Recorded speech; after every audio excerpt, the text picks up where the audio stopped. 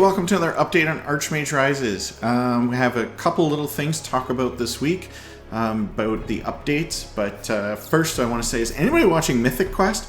Holy cow, is that show ever ridiculously funny.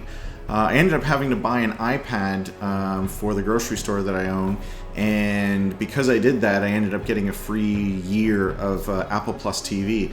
And I decided, I'll check out this Mythic Quest thing, see what it is, and wow, is that show ever crazy funny. So if you haven't checked it out, it's really interesting. I'm not really here to plug other things, but anyway, I thought it was hilarious. I'm curious if other people think that as well. I just got back from a trip. It's been a little while, and it's pandemic, COVID, like where am I going on a trip? Actually, I went down to Toronto, right into the heart of COVID virus area in Canada, at least in Ontario. It's like 70% of all the cases are in Toronto. And so I went there, and I've been back for, I don't know, 5 days or so. No, not even 5 days, 3 days. So who knows if I caught it? We'll see. But so far, feeling good. Maybe I'm one of those asymptomatic carriers, but none of you can get it because you're watching this through a webcam. And if you're thinking, "Wow, Thomas, you look especially handsome this week," that's because my wife cut my hair because I just couldn't take it anymore. She tried to cut my hair. So anyway, that's how we're getting through the pandemic. And then, of course, after she cut it, the next day, the Ontario government said, hey, we can open up hairdressers again. So anyway, there you go. So what have we been working on? Biggest thing to announce is we have done a Unity game engine upgrade. We have been using Unity 5.6.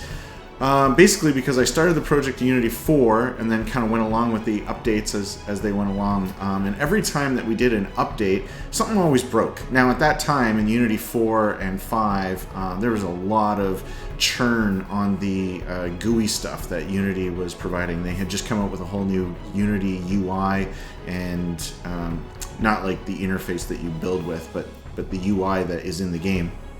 And so we're using that, and there's all kinds of bugs and problems along the way. So we would like have the game, everything would be running great, we would update, and then all of a sudden the names for the cities wouldn't display on the map. And they just wouldn't display on the map. We couldn't figure out any way to get them to display on the map.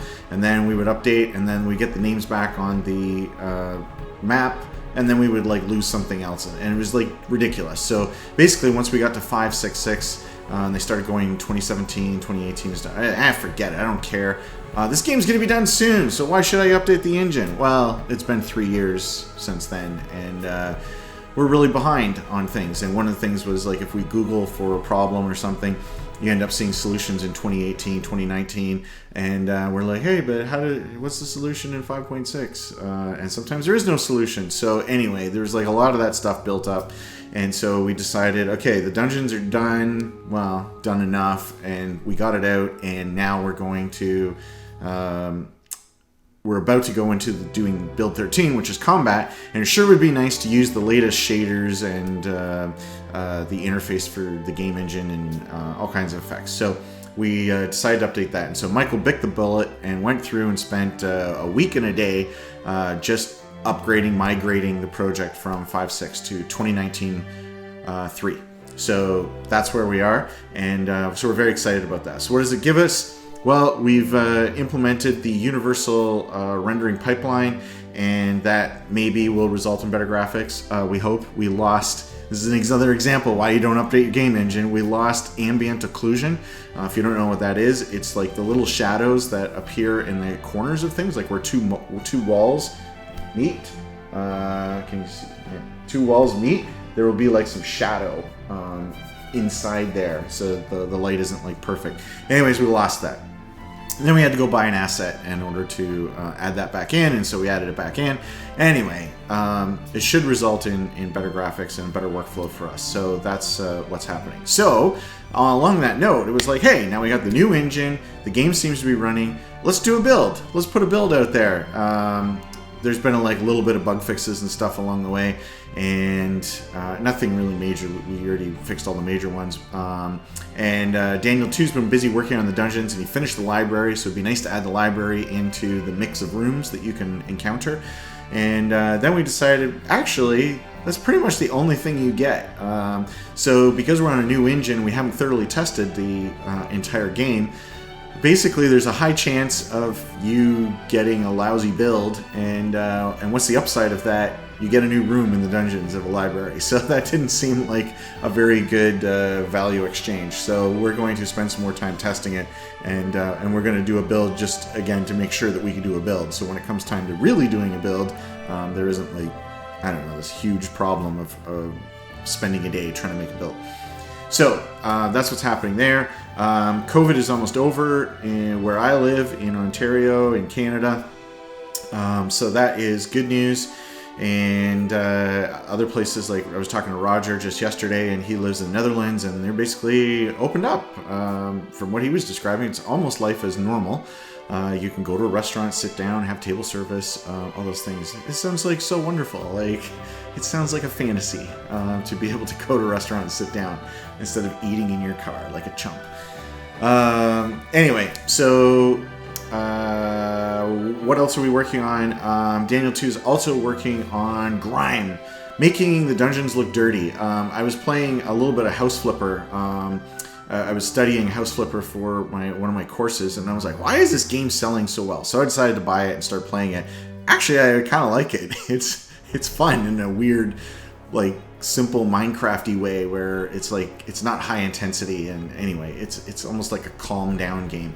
Anyway, so I'm playing House Flipper, and I go into these houses that I buy, and I'm like, oh, these places are disgusting. They look so terrible. They look like just filthy, lived in, grimy, whatever. And then I started thinking about it. I'm like, these places look worse than the dungeons in Archmage. The dungeons in Archmage look like beautiful model homes, and here in this game they like. And so I started studying and how exactly they do that with the staining and how they layer the texturing and stuff. So anyway, Daniel 2 is heavily investigated and working on that, and he's got some grime and stuff working on decals, and anyway, it's going to be cool. It's going to make the dungeons look really filthy and disgusting and lived in and ancient and all those things. So that is still coming, and by doing the engine update, that helps us a little bit with that.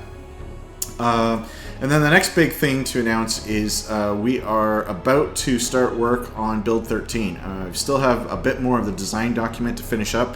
Why would I write a design document? Aren't design documents dead? Don't you see GDC talks? They say, yeah, design documents are useless and they never get updated and nobody cares about them and nobody even reads them and whatever. Well, anyway, for us, we like design documents. It helps us. Gives a context to what the heck are we making and how are we going to get there? Like, what are all the tasks? So that design document, it's currently at about 38 pages, and I still have some more sections to write for it.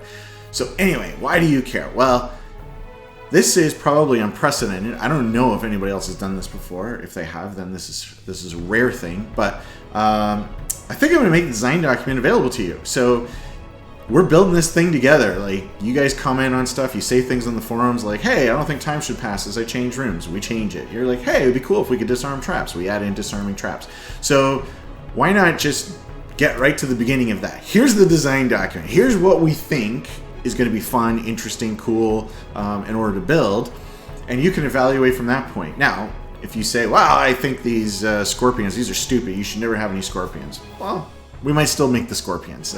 It's not a democracy in terms of like voting or whatever. But, you know, we're listening, making, you know, say, hey, I can't see how this spell is going to be useful. Okay, that's probably a good point. Maybe we need to work on it more. Maybe we need to cut it. That's the kind of stuff that we're looking for. So make design document available. You can see what you think of it, and we'll take that under consideration as we go forward with the game. And this is like the most transparent we would have ever been on building Archmage Rises. So I think it's worthwhile. Let's see what happens. I don't know if anybody out there wants to read a 40-plus page design document on Archmage, but anyway, for the one or two people that are willing to do that, then you can comment about it on the forum. So that will be coming soon. Hopefully by the time of this next update, I'll have that available to you.